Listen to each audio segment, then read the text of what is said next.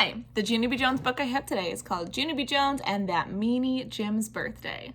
So this book has 9 chapters, and I know that by looking at the table of contents.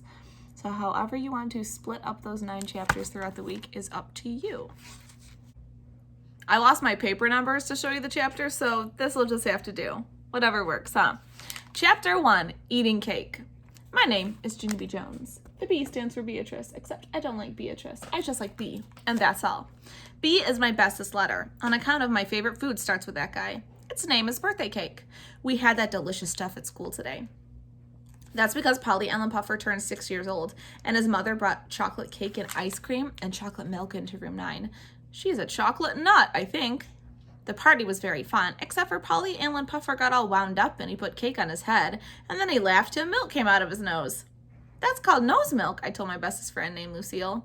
Lucille is a little lady. Ew, she said. I wish I didn't even see that nose milk, because now my stomach feels upset and I can't even eat the rest of my cake. Me too, I said. Now I can't eat the rest of my cake too, and so I will throw both of our cakes in the trash for us. Then I picked up our cakes and I hurried to the trash can. I looked all around me very careful. Then I quick ducked behind the trash can and I stuffed both those cakes right in my mouth. I rubbed my tummy real happy. Now all I need is some milk to wash it down with, I said. That's when I saw some milk sitting on the table all by itself. I picked it up and I drank it all gone. I said, that hits the spot. Just then I heard a voice. Junie B. Jones, why are you out of your seat? Her name is Mrs. It was my teacher. She has another name too, but I just like Mrs. and that's all. Mrs. has eyes like a hawk. What are you doing over there? She asked me. I'm sharing people's cake and milk, I explained, except for they aren't actually here at the moment. Mrs. rolled her eyes way back into her head. I smiled very sweet. Guess what? When I have my birthday party, I'm going to bring cake and milk too, I said. Plus also I might bring a beanie weenie casserole, because that will be a nice change of pace, I think. Just then, I skipped over to Polly Allen Puffer's mother. Excellent cake, miss. My compliments to the chief. Then me and that girl did a high five, only she didn't actually put her hand out, so I mostly just kind of slapped her on the arm. After that, I skipped back to my seat. Lucille was finishing her chocolate ice cream. She had a chocolate mustache on her lip. I did a frown at her. Lucille, I am surprised at you, I said. You are not eating that ice cream like a little lady, and so I will show you how. Then I quick dipped my spoon into Lucille's ice cream. See, I said, see how I am taking dainty bites of this stuff? Only just then a dainty bite of chocolate ice cream slipped off my spoon and it plopped into Lucille's lap. She jumped out of a chair. Oh no, she hollered. Now look what you did. You spilled ice cream on my brand new dress and my Nana just brought this to me from New York City and it costed $95 plus tax. Mrs. hurried over to my table and she had a wet sponge to Lucille's dress.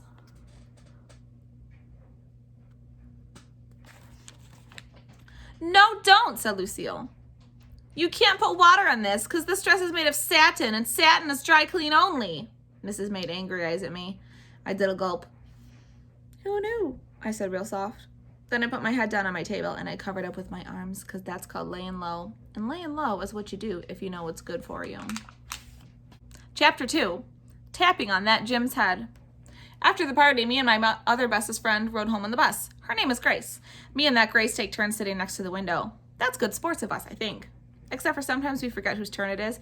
Then we have to settle it with our fists. This time, it was that Grace's turn to sit next to the window. Guess what? I don't even care if you sit there today, I told her, because eating all that cake made me in a happy mood. Me too, said that Grace. Eating that cake made me in a happy mood too, she said. Yeah, only you can't be as happy as me, I explained, because I had 2 cakes, and you just had 1. But Grace did a frown. That's okay, Grace, don't be upset, I said, because when I have my birthday, I will invite you to my house, and you can have 2 cakes too. Oh boy, she said. I know it is, oh boy, I said back. Plus also you will get your very own paper cup with M&Ms in it. Ooh, yum, I love M&Ms, said that Grace. Me too. I love M&Ms too, I said. On account of the chocolate doesn't melt in your hand, just the colors melt in your hand, and that's all. I smiled real big. And here's another good thing, Grace. When you come to my party, you will get your very own birthday hat, and we will play Twister. Plus also we will play that game where you shout bingo, only I keep on forgetting the name of that one. Just then, that meanie boy named Jim jumped up from his seat. Bingo, he shouted. Its name is Bingo. Who would even want to come to a stupid party like yours? He made his voice real loud so everybody could hear. At my house, I have cool birthday parties, he said. Like last year, my party was named Clowning Around, and we had 2 clowns from the circus, and they made balloon animals and did magic tricks. I leaned way close to his face. So, I said, I don't even like clowns. Clowns are not normal people. Plus, my very own Grandpa Frank Miller can make balloon animals too, except for they all look like wiener dogs, only he's working on it. That Jim wasn't even listening to me. He kept on talking about his parties. This year, my party is named Old MacDonald's Farm, and a real farmer is bringing a petting zoo right to my front yard. And he's going to bring a lamb and a goat and a burro and some rabbits, and he's also bringing a real live pony for us to ride. I put my hands on my waist. Yeah, well, too bad for you, I said.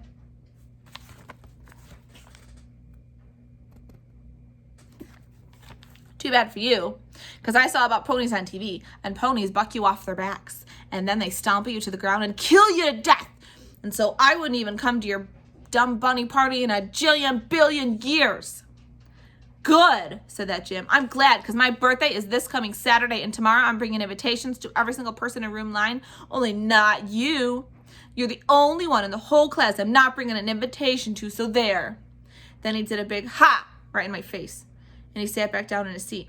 Meanwhile, I just kept on standing and standing there, because something had gone a little bit wrong here, I think.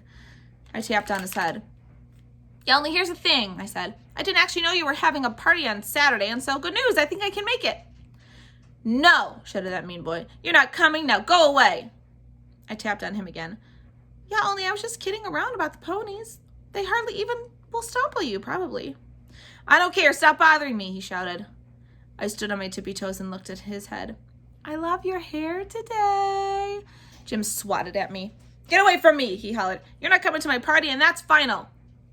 Just then a big lump came in my throat. A big lump is what comes before crying. It hurt to swallow. I sat down and hid my face in my sweater. Darn, I said, because I really would have enjoyed myself at that thing.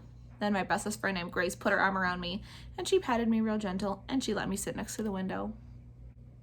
Chapter 3, Very Slumping. I walked home from the bus stop, very slumping. Very slumping is when your shoulders are sad and your head can't hold up that good. Grandma Miller was in the nursery. She babysits me and my brother in the afternoon. His name is Ollie. I love him a real lot, except I wish he didn't live at my actual house. Grandma Miller was rocking him in the rocking chair. I tried to climb up there, only Grandma said, hold your horses at me. Yeah, only I need to rock very bad, I explained. On account of a mean boy, he's having a birthday party on Saturday, and he is inviting everyone in room 9, only not me. I'm the only one who's not going. Grandma Miller did a sad face. Children can be so cruel, she said. Just wait till I get the baby to sleep, and then you and I will talk about it, okay? And that's how come I crossed my arms, and I tapped my foot. And I waited and waited for that baby to go to sleep, only his eyes kept on staying open. Hold them closer with your fingers, Grandma, I told her. Heavens no, she said. Then she kept on rocking him. Until finally I got tired of waiting and I went to my room and I crawled underneath my covers. And I crawled all the way down to the bottom of my sheets.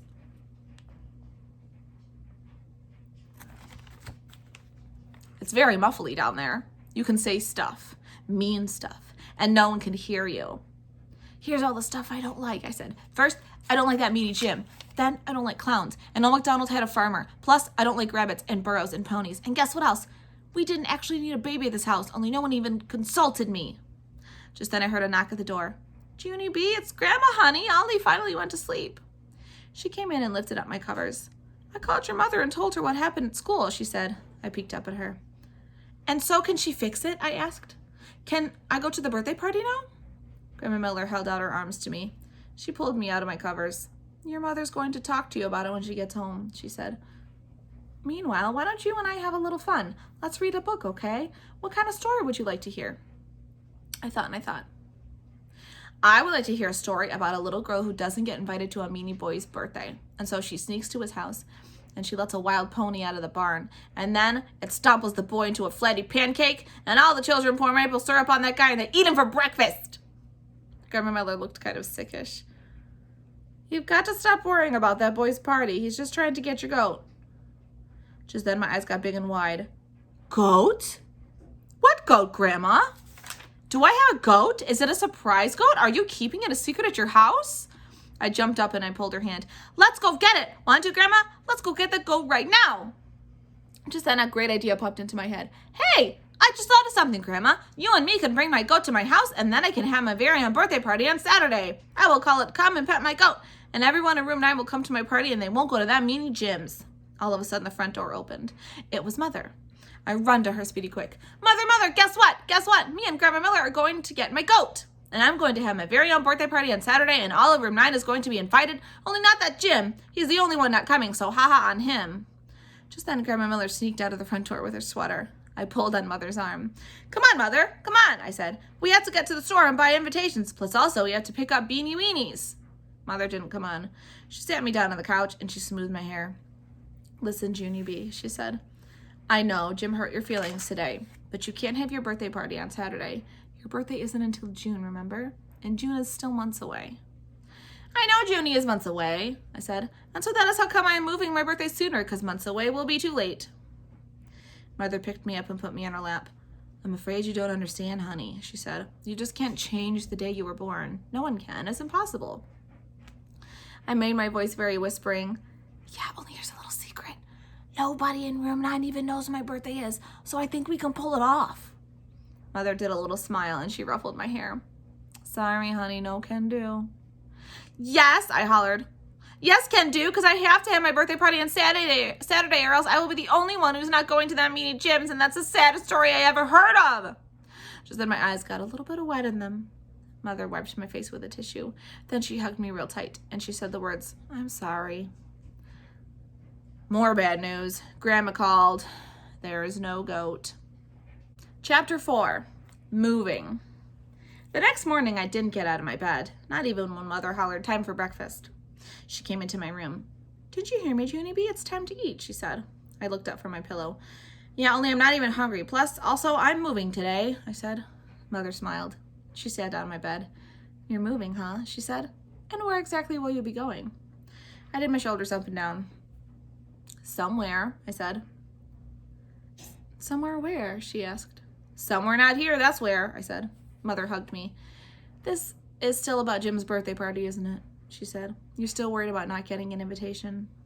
No, I'm not, I said. On account of I'm not even going to that school anymore. On account of I'm moving today. Mother shook her head. Then she went out of the room and she and Daddy did whispering in the hall. Pretty soon Daddy came in. He gave me a piggyback ride to the kitchen. Oh, there we go. Then Mother made my favorite hot cereal. And she let me have all the brown sugar I wanted. And she sat down next to me. You know, Junie B, Jim is only doing this to hurt your feelings, she said. He just wants to get a reaction from you, that's all. Sure he does, said Daddy. And when someone is trying to hurt your feelings, there's only one way you can get back at them. You have to pretend that you don't care, said Mother. You have to pretend that you don't even want to go to that party. Because if you pretend you don't want to go, it will take all the fun out of it for him. Daddy winked. You can do that, can't you? He said. You're the best little pretender in the whole entire world. Just then my whole face lighted up, because that gave me a great idea. Hey, I just figured out where I can move to. It's called A Small World after all. It's in Disneyland. Remember that, Daddy? It's where the puppets kept on singing that same song over and over and over again. I smiled. That would be a happy place to live, don't you think? Daddy looked at me a real long time. Then he put his head down at the table, and he started knocking it on the edge.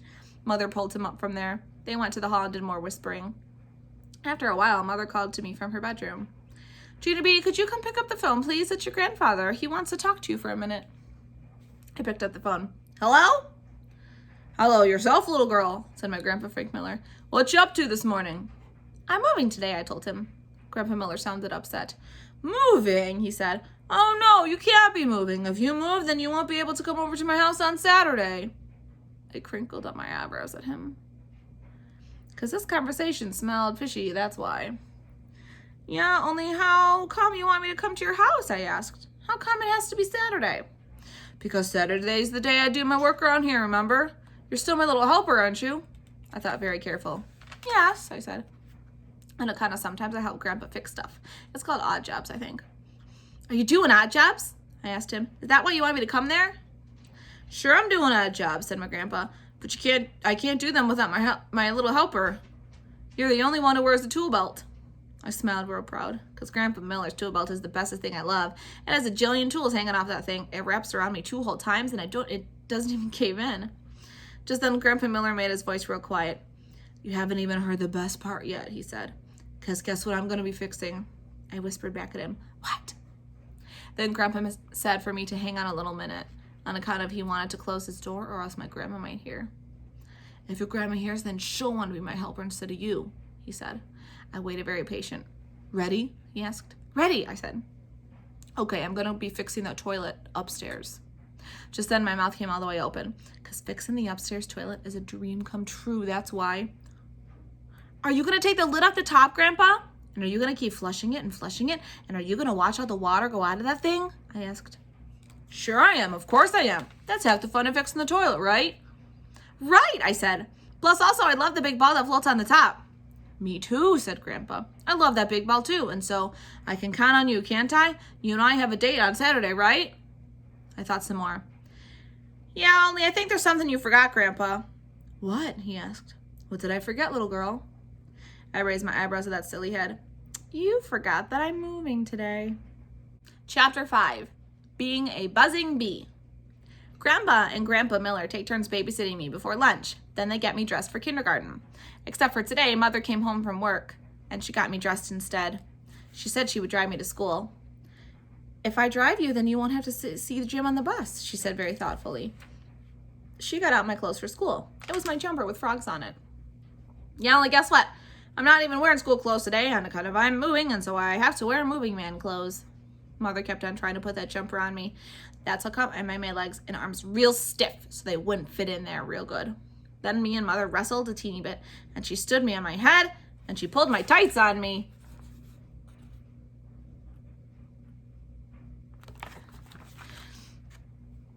You're not moving, Junie B, she said. You're going to school, and that's final. Running away from your problems never solves anything. Yeah, only I'm not even running, I said. I'm calling Ryder Rents Trucks, and those guys will drive me. Mother smiled. She tried to hug me, but I kept on staying real stiff. I stayed real stiff all the way in the car to school. Mother parked the car in the parking lot, then she lifted me out of the door, and she carried me real stiff to the playground. She stood me up in the grass. Everything will be fine, you'll see, she said. Just remember what Daddy and I told you. If anybody talks about the party, pretend it doesn't bother you. She kissed me goodbye on my stiff head. Just then I heard voices hollering, Junie B, hey Junie B, look what we got, they hollered. I turned around. It was my bestest friends, Lucille and that Grace. They were running at me. Look, said Lucille, look at what Jim gave us. It's invitations to his birthday party on Saturday. It's just like he told us, Junie B, said that Grace. He's really going to have a petting zoo there. I quick covered my ears with my hands, and then I closed my eyes. And I sang a real loud song at them. It's called, I Can't Hear You, You're Not Even Bothering Me. I sang it at the top of my lungs. I can't hear you, I can't hear you, you're not even bothering me. Then I kept on singing and singing that thing until they went away. And also they did the cuckoo sign at me. After that, I sat down in the grass all by myself, and I looked around the playground. Lots of other children had invitations, too. Darn, I whispered. Darn it, darn it, darn it. That's when I saw that Meanie Jim. He was giving an invitation to a boy named William. William is the scariest cat in room 9. He's even scared of a teeny flea, I think. Just then I sat up a little bit straighter, because I just got another idea in my head, that's why. It was called, hey, maybe I can take William's invitation away from him, because he won't even chase me probably. And so, then I will have my very own invitation, and William can get another one from that gym. And then everybody will get to go to the party, including me. I stood up in that grass. Then I squinted my eyes at that William, and I started to run at him very slow. I ran faster and faster till finally I was running as fast as a speeding bumblebee. I buzzed all around William, zippity quick. His eyes couldn't even follow me that good. Then I buzzed right in his face, and I quick grabbed that invitation out of his fingers. I run my fastest to the swing set. And guess what? William didn't even follow me, that's what.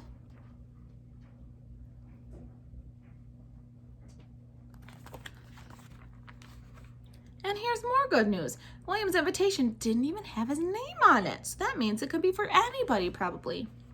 Only now it's mine, I said, because I will put my name on it when I get to room 9, and it will be my very own invitation. Just then the bell rang for school. I put my invitation way down deep in my pocket, and I skipped very happy to class. Mrs. was standing outside of room 9. William was standing with her. His nose was sniffling a real lot. I tried to skip past them, but Mrs. grabbed the straps of my frog jumper, and she pulled me back.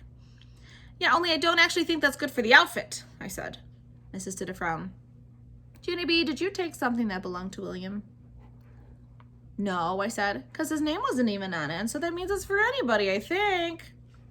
Mrs. tapped her angry foot. Was William holding an invitation, Junie B.? And did you snatch it out of his hands, and then did you run away from him? I smiled very cute. I was the buzzing bee. Mrs. holded out her hand. May I have it, please? She asked. May I have the invitation you took from William? I rocked back and forth on my feet, because I didn't want to give it to her, that's why. I think it might have bounced out of my pocket, I said. Mrs. bended down next to me, and she leaned away in my face. I want that invitation, she said. Now. I did a gulp. Then I quick put my hand in my pocket. Good news, I found it, I said. Give it to William. William put out his hand. I shoved it here at him. Here you go, boy. Here's your stinky head invitation. Mrs. eyes got real big. Junie B. Jones, that's quite enough. Now you go sit down and I don't want to hear another word. Do you understand, young lady? Not one more word. And so that's how come I walked very slumping to my seat and I put my head on my table. Because guess why? Laying low again, that's why. Chapter 6, Daydreaming. Mrs. took attendance. Attendance is when you say, I'm here, except if you're not here, then you have to be quiet. Also, we said, I pledge allegiance to the flag of the United States of America. That's called opening ceremonies, I think. After that, we sat down and Mrs. passed out our workbooks. She told us the pages to turn to. It was work about different kinds of shapes, like circles and squares and triangles. I'm a breeze at that stuff. Only I couldn't even concentrate very good on account of I kept on daydreaming about that birthday party. Daydreaming is just like night dreaming, only it's not night and you're not asleep and you're not dreaming. I kept on thinking about how everybody was going to that party. Only not me. I was the only one. In all of room 9. I wish Lucille and Grace weren't going too, I thought to myself, because it would be nice sports of them. After a while, I tapped on Lucille. You are my bestest good friend, I told her. Lucille smiled. You are my bestest friend too, she said. I touched her new dress. You look very precious today, I told her. Lucille fluffed herself. Thank you. You look very precious today too, she said back. I touched her fingernails with polish on them. I wish you and me could be twins, I said. Me too. I wish you and me could be twins too, said Lucille. Just then, my whole face got happy. Lucille, I just thought of something. You and me could pretend we are twins, and so we can do everything just the same. And so on Saturday, you can come to my house, and I will put nail polish on my nails just like you. And you will stay home from that birthday party just like me. Lucille didn't say anything back. I tapped on her. How come you're not talking, twin? How come you're not saying anything back?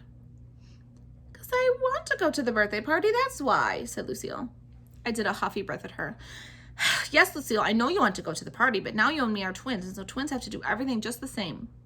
And so if I don't go to the party, then you can't go to the party too, on account of that's twin rules. No, it's not twin rules, said Lucille. My cousins are twins, and one is a boy and one is a girl, and they don't do anything alike. I jumped up from my chair. Yeah, only that is not the kind of twin I want to be, miss, I yelled. Mrs. snapped her loud fingers at me. Sit down, she hollered. Just then, that Jim I don't like turned around in his chair, and he laughed real mean at me because I was in trouble. Turn around your big head, I told him. Only he didn't turn around, and so that's how come I had to run to his table, and I had to turn his head around for him. Junie B. Jones, shouted Mrs. What are you doing? I'm turning around his big head, I said. Mrs. hurried to where I was, and then she quick took my arm, and she marched me down the hall, and she pointed to the principal's office.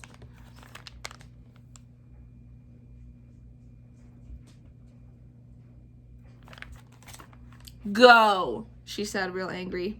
I did a gulp. Yeah, only I'm not supposed to go there anymore, I said. 'Cause me and Mother had a talk about it, and she said for me not to get sent there again. Mrs. face got as red as a tomato. She started counting numbers. 1, 2, and that's how come I hurried up and walked, 'cause teachers who count numbers are the scariest kind there is. Chapter 7. My Story This Time by Junie B. Jones. Principal is the boss of the school. He lives at the office. I have to go there when I'm unruly. Unruly is a school word for not being ruly. There's a typing lady there. She isn't allowed to smile. Sit down, she said. She pointed at the blue chair. Yeah, only I don't actually like to sit there. Remember that? Because that is where the bad kids sit, and I'm not even bad, I explained. I explained to her that every time I go there. The typing lady leaned over the counter at me, and she made her face look scary at me. Sit down, she said. I sat down. Then I pulled my frog jumper over my face so nobody could see me. Pull your skirt back down, she said. Yeah, only I'm actually allowed to do this because I have on tights. See them? See they are green with little tadpoles on them? Just then I heard Principal's voice. Well, Junie B. Jones, what a surprise, he said. My mouth dropped all the way open. Hey, I hollered from under my dress. How did you know it was me under here? Because you can't even see my face. Lucky guess, said Principal. After that, I uncovered my head, and me and him went to his office. I climbed up the big wood chair. Principal looked very tired-ish. He rubbed the sides of his bald head. Okay, let's hear it. What's your story this time? He said. I sat up straight and tall. My story this time, by Junie B. Jones. Once upon a time, I didn't get invited to a Meanie boy's birthday, and now I'm the only one in all of room 9 who isn't going. And so that's how come I was moving today, only Mother brought me to school very stiff. And then I was a buzzing bee, only William is a squealer, and Lucille won't be a good twin, and so then Mrs. yelled at me, and that's how come I had to twist that Meanie Jim's head, and now I am sitting here in this big wood chair. I folded my hands in my lap. The end. Principal put his head down on his desk. I peeked at him. Are you laying low? I whispered. He sat up again, and then he called my mother on the telephone. These two talk very often. This time they talked about the birthday party and how I'm not invited. After he hanged up, Principal looked nicer at me. I guess sometimes we grown-ups think we're the only ones with problems, he said. We forget that even when you're tired, when you're little, life can be tough, can't it, Junie B. Jones? Yes, I said. Life can get your goat. After that, me and him went out of his office, and he lifted me into the blue chair again. I want you to wait here a minute, he said. There's someone I have to talk to before I can get this settled. Yeah, only guess what? I don't actually want to sit in this chair, I explained. On account of this is where the bad kids sit, and I'm not even bad. Principal thought and thought. Then he snapped his fingers. I think I might have the perfect solution, he said. He went into his office and brought out a giant shopping bag. What if we hide you under here, he asked. If we hide you under this bag, no one will be able to see you at all. I jumped up and down very excited, because hiding is my favorite thing in the whole wide world, that's why. Principal sat me down in the chair. He put the giant shopping bag over my head. Hey, who turned out the lights? I said. Then I laughed and laughed, because that's a comedy, of course. I bent on my knees and pulled them under the bag, and I hugged them real tight. Now all you can see is the tippy toes of my shoes, I said, very happy. This is the perfectest solution I ever saw. Only how did you ever think of this wonderful thing, I asked. Only Principal didn't answer me back.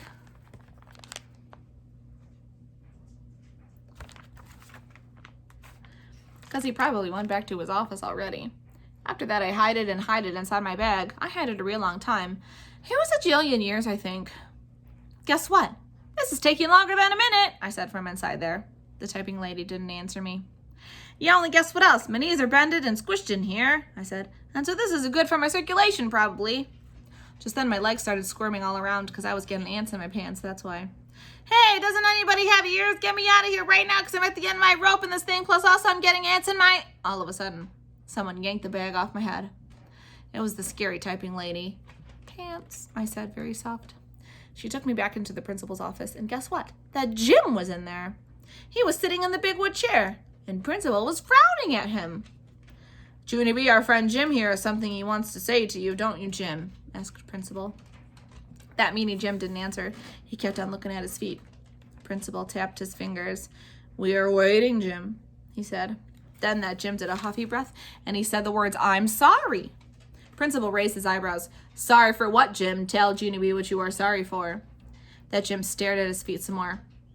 I'm sorry I didn't give her an invitation to my party, he said real grumpy. But your mother told you, didn't she, Jim? Said Principal. Your mother told you to give an invitation to every single person in your class, but you got mad at Junie B. and you decided not to give her one. Isn't that right? That meanie boy did his shoulders up and down. I guess, he said real soft. Principal crossed his arms. And so what are you going to do to correct the problem? He asked. That Jim waited and waited. Then all of a sudden he got down from his chair and he holded out an invitation to me.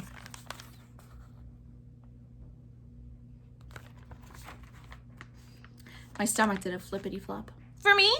Is it really for me? I said, very squealing. Then I snatched that thing right out of his hand and I zoomed all around the room. Oh boy, I said. It's really for me. It's really for me. And so now I'm not the only one. I zoomed all around the big wood chair. Principal looked kind of nervous at me. He hurried and opened up his door. Then I zoomed right out of there and I didn't stop until I got to room 9. Chapter 8. Ruining My Saturday. On a Saturday, Mother woke me up from sleeping. We have to go to the store and buy Jim a present, she said. I did a sleepy yawn. Yeah, only I don't actually like that boy, I explained. And so you can just go by yourself and I will trust your judgment. I pulled the covers over my head. Mother pulled them off me again. Then she made me get dressed. And she made me eat a banana. And she made me go to the store with her. And she held my hand and pulled me behind her. Since we don't know what he already has, let's get him something unusual, she said. Let's get him greasy, grimy gopher guts. That is unusual, I said. Mother made a sick face. She pulled me through the store. We went past the bathroom stuff, and I pointed. Let's get him that, I said. That is unusual. Mother sucked in her cheeks. We are not getting him a toilet brush, she said. She pulled me past the pet stuff. Let's get him that. That is unusual, I said. But Mother said, no choke chain. Then she pulled me past the tools. That's when my eyes popped right out of my head. Let's get him that. Look, Mother, look, I love that thing. I ran to it speedy quick. See, it's a tool belt. See, it's like Grandpa Miller's, only it's made for little children like me. See it, Mother? See this wonderful thing? Mother took it down off the shelf. Look, I said, it has a hammer and a screwdriver and some pliers and a flashlight and a real actual level with a bubble in it. Plus also there's a pocket with nails in the front. I jumped all around. Can I try it on? Mother, please? Can I please? Mother shook her head no. We're not shopping for you today, Junie B. We're shopping for Jim, remember? I know it. I know we are shopping for that Jim, I said. And so this can be for his birthday, only I first have to try it on to see if it fits, because me and him are both the same size, I bet. Finally, Mother fastened the tool belt on me. Ooh, it has Velcro, I said. I love this stickery stuff. Can we buy it, please, Mother? Can we buy it and take it home to my house? Mother thought and thought. I don't know, Junie B. Something tells me this isn't a good idea. I'm afraid you'll want to keep it. No, I won't. I won't want to keep it. I promise, Mother. I promise. And so finally, Mother gave it to me, and she bought the wonderful tool belt. I held it in my lap all the way home in the car. Then I ran into the house, and I zoomed into my room, and I put that thing on me again. Now I can do odd jobs, I said, real thrilled. I took the hammer and tapped it on the wall. Then I screwed a screw with a screwdriver. Plus also, I twisted Teddy's nose off with the pliers. Only I actually didn't mean to do that. I patted his head.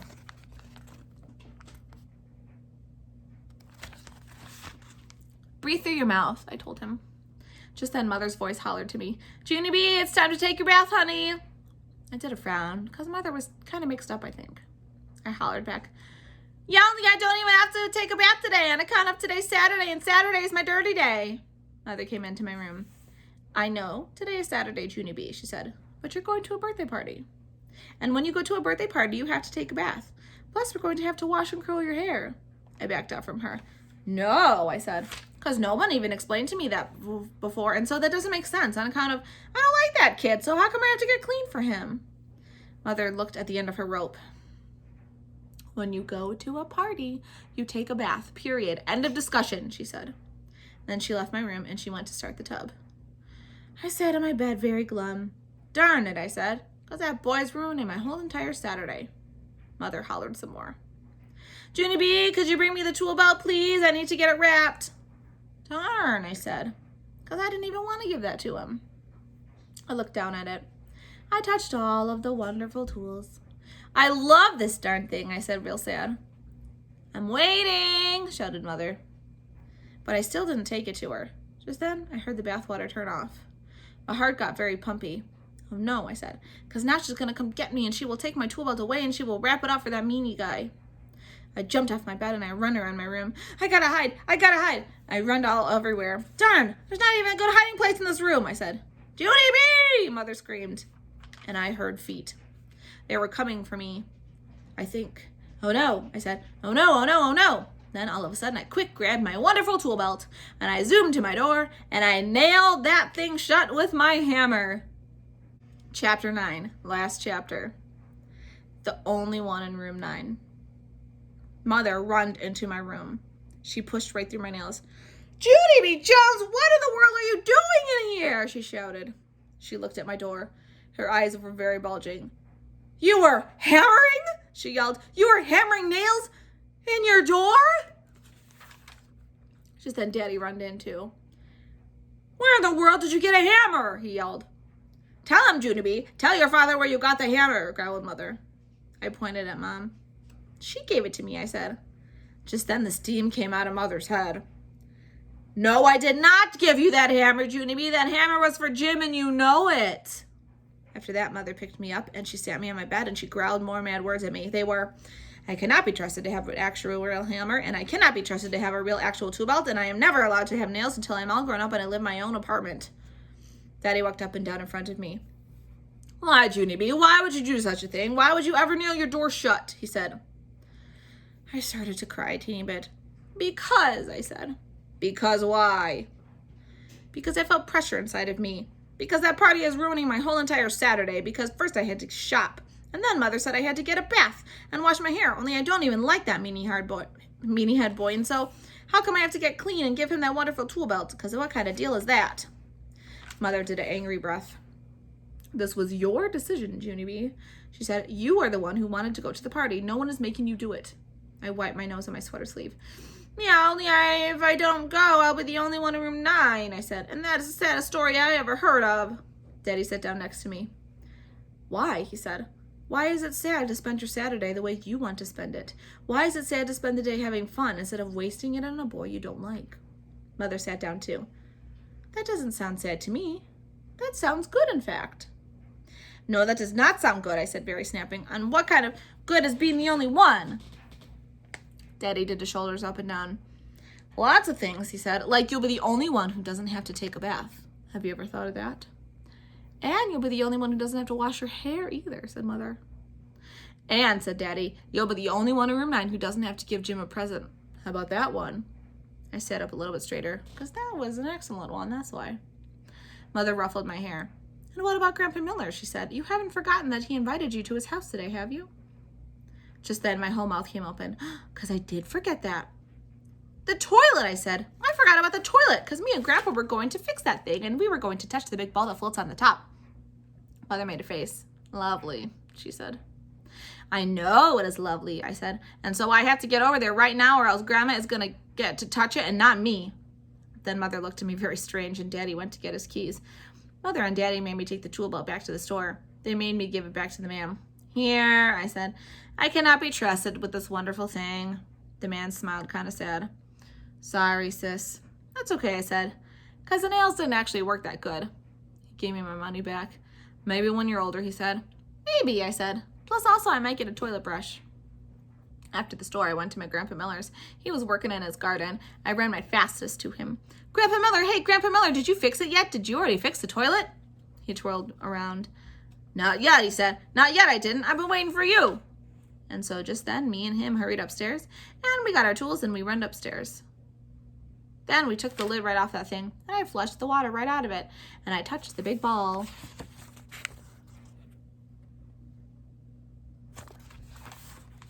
This is fun, right, Grandpa, right? It's the time of our life, I said. Sure it is, of course it is, said my Grandpa Fake Miller. I laughed very happy. Hey, Grandpa, guess what? I'm the only one, I said. He looked confused at me.